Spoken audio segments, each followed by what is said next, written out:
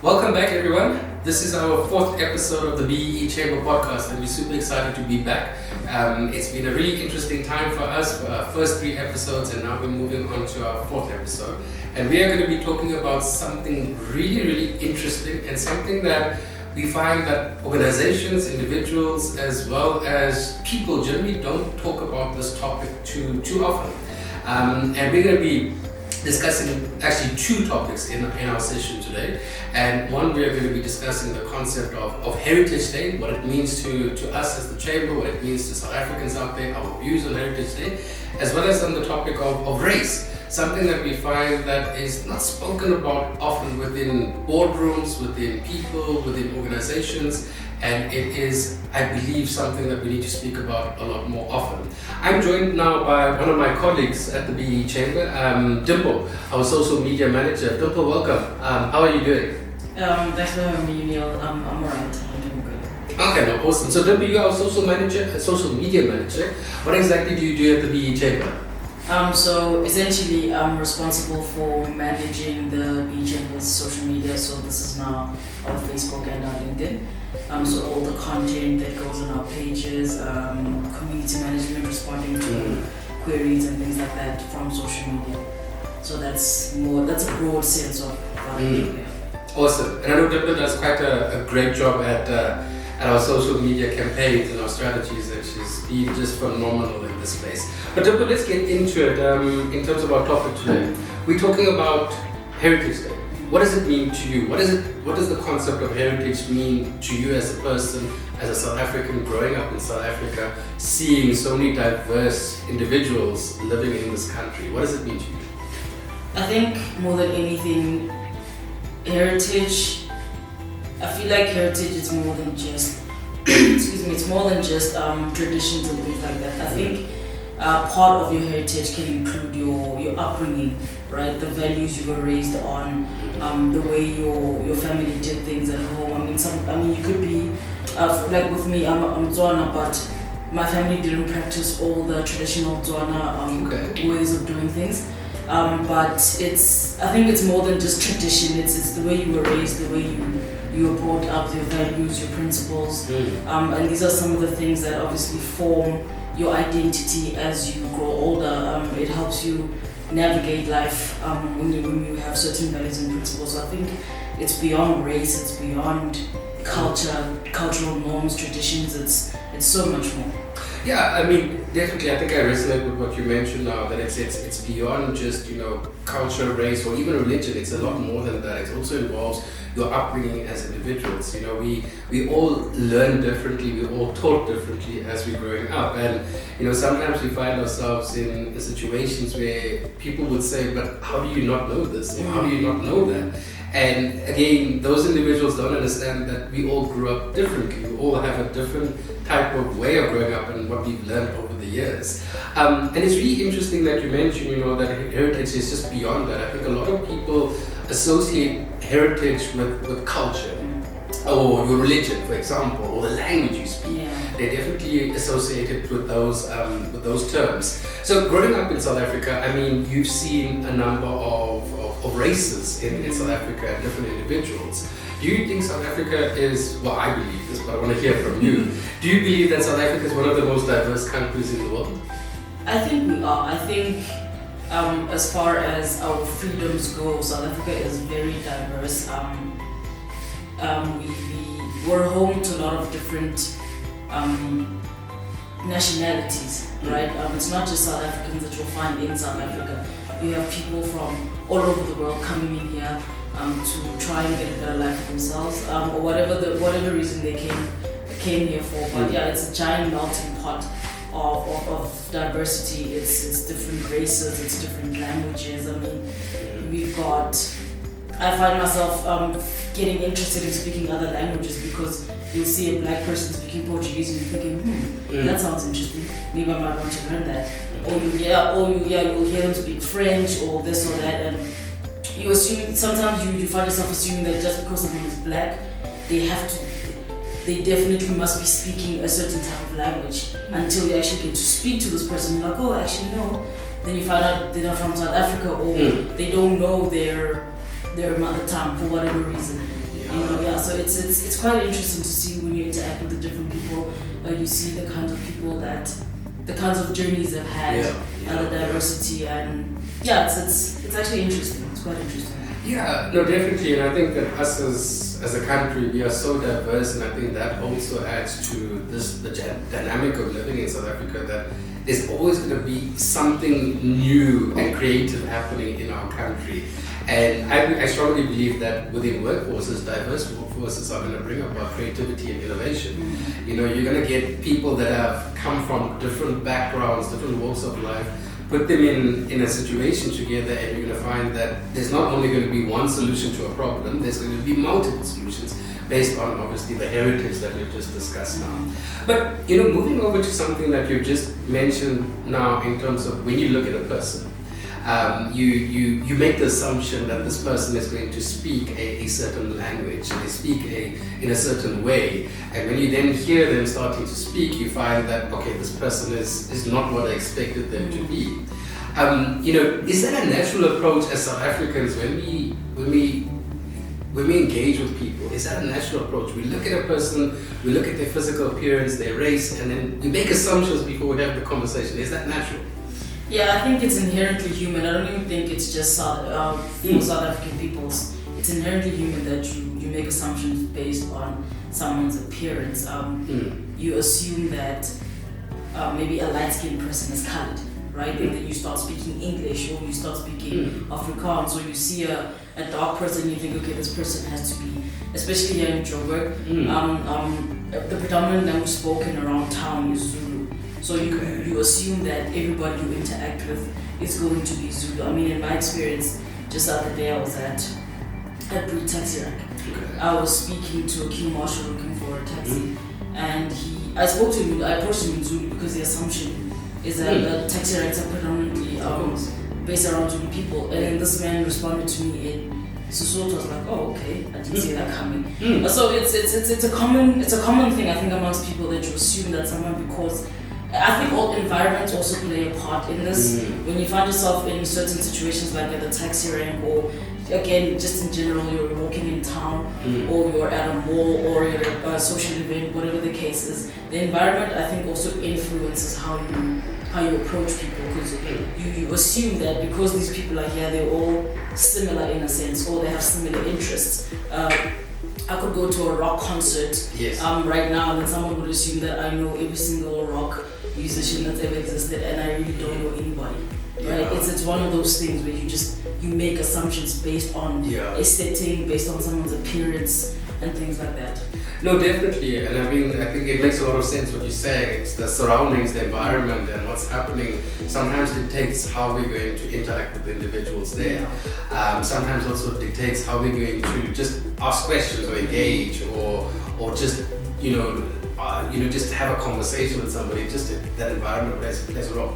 Now, but you know that we've come quite a long way as a country. Our history is quite significant in terms of us having, apartheid regime. Pre-1994, we've had this era of segregation.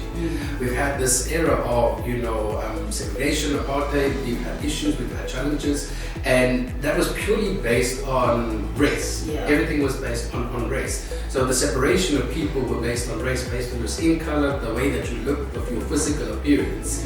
And we've come a long way in terms of being a democratic country since 1994. Do you feel that, the topic of race is still relevant in South Africa? I think it is. As we all know here at the Chamber, our primary goal is to achieve transformation, right? Obviously transformation through BEE. So I think for the fact that even post-apartheid, there had to be a system like BEE being introduced to level the playing field. It simply just shows that actually race is still a bit of a big deal. I'm not going to talk facts and figures, but it's observations I've made in the sense that a white woman will make more than a black woman just based on the color of their skin. Their qualifications could be the same, or it's literally we all did the same thing, we did the same job, but they'll probably earn 5% more than their black counterpart, even though they're on the same level. So programs like BEE, and I feel like it's necessary. I mean, at first I didn't really understand BEE because again, it's an assumption. You make assumptions based on things you hear because it's not everyone that has the facts. Yeah. So when people start saying certain things about BEE, it's like, so this is a failing system then. But because I didn't know any better until I actually joined the BEE Chamber. And as a social media manager and content creator, every time I create content, obviously I have to look at the work that I'm reading and it makes sense. It's like, okay, so this is what this means, this is what that means. So I think race is still, it's a prevalent issue and it's not spoken about enough. Yeah. There are a lot of disparities just based on race alone. I'm not even going to speak on gender, but race in itself plays a part. There are, I was having a conversation just the other day that there are certain races that also feel, even with the move out of apartheid, there are certain races that still feel like they're more superior than others. It's not spoken about out loud. It's not a social conversation. It's not fun, right? But you can always tell when you interact with people that this person thinks they're better than you just because of my race, right? My coarse hair, my dark skin, all these things. It's you can always just tell when someone is uncomfortable just based on your race. A black man could walk into a room and people will have certain reactions because he's black. Right? Let's say a white man does the same thing. Maybe they actually might be the same, maybe not, we don't know, but we know that race is a bit of an issue. It's not touched on enough. It's sensitive. And I think that's why people don't really get into it like that. Because it's very sensitive. It's iffy. You know, it offends people. When you speak on these things. You talk about the concept of sensitive. Does it need to be sensitive? And the reason why I'm saying that is because we at the BEE Chamber, we have discussions with all of our members very openly and honestly. And I'm a strong believer in terms of the way that you communicate a topic is going to then, have the right impact or the wrong impact. If you're going to make comments like, this BEE legislation is not working because it only benefits black people and it's just taking, away from, other races out there, already there you're starting the conversation on the wrong foot. But if you have a deeper conversation and talk openly and honest about the concept of race linked to BEE and what it's trying to achieve, that's how you get to understand, what we're trying to achieve through the legislation. So, to the question, do you think that we need to be sensitive about race? I mean, we want to speak about it more and more, but do we need to be sensitive about it? Because we all are aware of the different races that there are in South Africa, but do we need to be sensitive about it? I think the topic in itself is sensitive because of what has happened. It's not just a South African thing. Many parts of the world have gone through segregation because of race, right? It's a sensitive topic because this is just my personal opinion, but there are people have certain feelings when it comes to things that happened in the past. It's always it's happened, get on with it, move on. And I think that's also part of the problem. We're not saying we're trying to focus on the past, but we're saying life is the way it is now because of what happened. And consider that, acknowledge that, and take that into your interactions with people.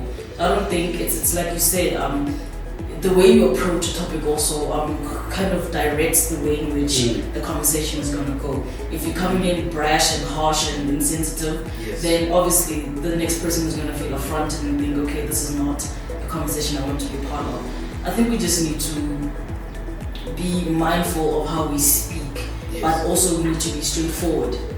Right? We need to be straightforward and to say that yes, race is a thing, it's happening, but let's not be insensitive again. Let's just talk about it openly and honestly, but watch how we speak. Just don't say things or use language that, again, based on race, some people find certain terms offensive.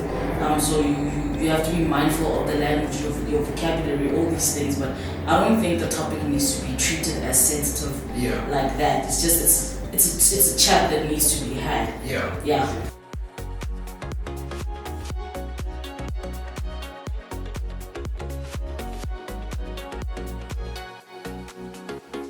So I'm going to touch on something now, that you just mentioned now. But before I do that, I want to just talk about the history of where we come from, and you've also just mentioned that now. And in one of our recent webinars, we discussed the topic of broad-based Black economic empowerment, 111 years in the making up until today. Now, why we say 111 years in the making is because we have the Native Lands Act that was promulgated in 1913. So this was the first piece of legislation that was actually passed and promulgated in South Africa that allowed for segregation. And we know that we had quite a number of other pieces of legislation since then up until 1994, like the Population Registration Act, the Right to Education Act. All of these acts played a role in terms of the build-up. And when comments like those are made to say, it was the past, let's move on, we need to also make sure that the individuals that are making those comments understand the history of destruction that took place over those years. Yeah. You can't, and again, we're all living in this day and time, so we all only know what's happening right now. We see challenges in our country, but we can't just say move on quickly because of all of the destruction that has taken place over those 111 years. And in certain places there's still destruction taking place. But I want to talk about this concept of unconscious bias. And from my personal view, I believe that individuals need to be conscious. I don't believe in this concept of unconscious bias. I always feel like it's an excuse when we talk about unconscious bias in the workplace or even in our personal lives. It's an excuse to not acknowledge certain things and not to be aware of certain things. What's your thoughts on unconscious bias and when people use that term when they've said something offensive in a way? I think just like you said, people tend to say things and it's always, oh no man, it's fine, I didn't mean it like that. No, I didn't realize that I was saying something wrong. One of the things I always do when I speak to someone, just now we're actually planning a Heritage Day event for the chamber. And one of the conversations I had, I said, please stop me if I'm going to be offensive, because I wanted to ask a question and I didn't want to offend the next person with my question. So I said, listen, I want to ask you something, but if I'm going to be offensive, please let me know. Maybe help me find another way to say this. Because I think we are conscious of what we're saying. We just excuse it because we think, it's not that deep, it's not that serious. But but it is that serious to the next, because you don't know what's serious and what's not serious to the next person. You don't know how people take certain things. So you again, just be mindful of how you speak. I try, but especially here in the workplace, to not offend anybody. Because at the end of the day, I'm going to say something wrong, and then next thing I'm in a meeting with HR, and then it's a whole thing when it could have been avoided. Exactly. Right? We can't just say, listen, guide me on this. How do I speak on this topic? What do I say? Or correct me if I'm wrong. That sort of thing. Like, don't just jump into a conversation and assume that because the way you speak, someone's gonna resonate with the way you speak. You don't know that. Exactly. You can't make that assumption. Yeah. So again, we need to be aware of what we say, and we try our best to be conscious. But there are certain times that you find that there's things that people should know. They should know, and they ought to know because of the environment that we come from. Again, we spoke about South Africa being rich in terms of our history of apartheid. We've gone through so many challenges. We've gone through so many different issues that we faced. Surely, those types of challenges would then resonate with certain individuals to understand the concept of race. And when they're having certain conversations with individuals, they're aware of what they say. They're aware of the words that they use. So I'm a very firm believer in terms of the way that we speak to people and not put it not only offensive from a race perspective, but just generally. You spoke about heritage not only being one component. There's multiple components attached to it. And I'm also appealing to members out there, to South Africans out there, to be conscious of the words that we're using when we have discussions about race, or even just generally interacting with people. We are just conscious about this concept. From your experience, but just latching on to this last point of being conscious. Do you feel organizations, now companies out there, and just from what you see, do you feel that companies out there and their teams that work with certain content are conscious about the concept of race? Do you think that they are really taking this into consideration of not being offensive in any form? I think so. I think just from the industry I work in, which is marketing, I think because that's how businesses communicate with the general public. I think companies have come a long way in terms of communicating with the audience. I think even the language, the words used, it's a lot better. I think people are becoming more and more educated on the different cultures across the world and how to speak about certain things. I mean, even and how certain colors mean certain things, right? Yeah, people educate themselves on these things. I think that's just from an inward to external perspective. I think on the inside though, it's a bit tricky because you find people saying words like "you people," and it's like, what does that mean? Yeah, you know, what's the meaning behind it? Yeah, what are you saying? It's certain words like that, or you sort of lump people together because of their race or their cultural heritage, right? You assume that sometimes people just really just talk off the top of their heads, and it's concerning. I think it's not even an organizational thing per se, because there are organizations that are really trying to be a lot more inclusive, a lot more transformative in the way they approach their staff and their communications with their staff, but there are certain individuals that are still stuck in their ways, and they still speak to people or interact with people using really tricky words. I say tricky because how are you consciously saying this to another person on purpose, right? I can't just wake up tomorrow and decide that for whatever reason I'm going to speak to you certainly because you're an Indian. I can't do that, right? The same way you can't also come up to me and try to dumb things down for me because I'm black and you're super uneducated. You know, it's things like that.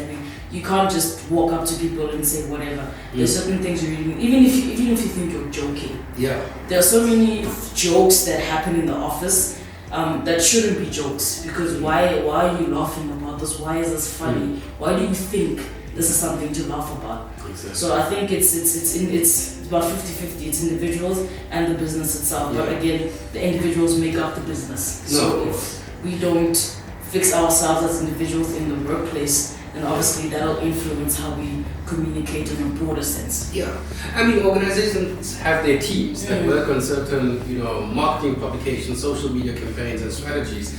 And we sometimes, look at some of these strategies or campaigns and say, who's working there to come up with these types of terms? How did this get approval, or how did this letter within an organization start circulating throughout the entire business using certain terms? We start to question that, and then we then kind of boil it down to one, the education of the individuals, of being conscious of certain terms, and we also then boil it down to the upbringing, and that's the component of heritage.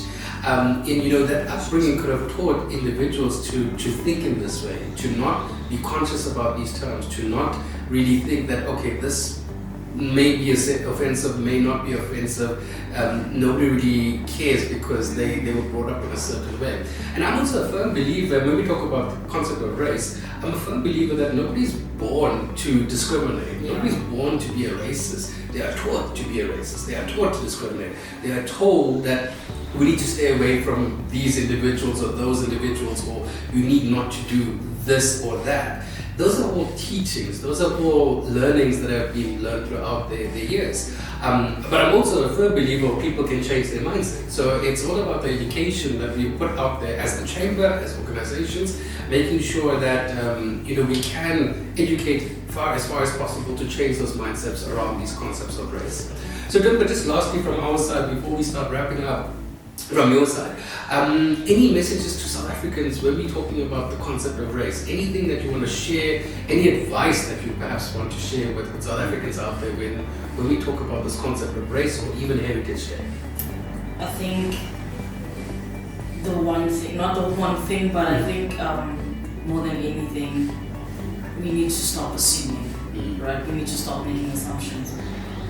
just based on someone's skin color.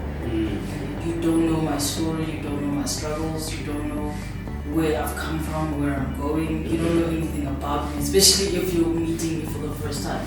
You know nothing about me, so why do you think you get to have opinions about me just based on how I look? It's not fair, it's impolite. So I think just we need to stop making assumptions about people. And I know this is a stretch, but we're all the same, essentially. Physically speaking, our makeup composition is all the same. It's just the different tones of skin. But besides that, everyone is equal, regardless of where you are in your career, whether you're a manager or you're a cleaner. We're all the same. Treat people with respect. And the respect shouldn't be based on what this person does for a living. Just respect for human life. Just treat people with respect. Heritage or not, everybody deserves to be respected.